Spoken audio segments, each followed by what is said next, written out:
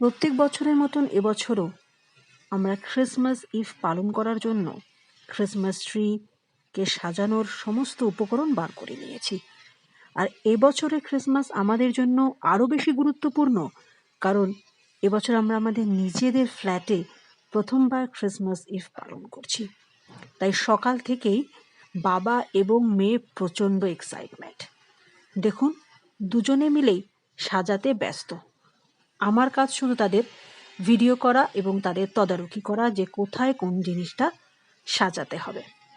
আমার মেয়ে এ ব্যাপারে সব থেকে বেশি এক্সাইটেড এবং মেয়ের সাথে সাথে তার বাবাও এক্সাইটেড। এবারে পুরো গাছটার 80% আমার মেয়ে ডেকোরেট করেছে। বাবা জিনিসগুলো নিশ্চয়ই কিনে নিয়ে এসছে, কিন্তু ডেকোরেশনটা কিন্তু আমার মেয়ের। দেখুন কিরকম সাজাচ্ছে, বলুন তো দেখে। আমার মেয়ে এবারে ক্রিসমাস ইভ পালনের গাছটা কিরকম সুন্দর সাজিয়েছে, দারুণ না? ক্রিসমাস ইভ চলে আসলো এবং সুন্দর লাইটটা সাজিয়েছে আমার হাজব্যান্ড। সব মিলিয়ে সাজানোটা কিন্তু খুব সুন্দর হয়েছে।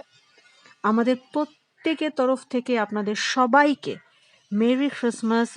এবছর যেরকম গেছে গেছে, আগামী বছরটা যেন আরও ভালো কাটে, সবার সাফল্য যেন সময়ের মধ্যে আসে।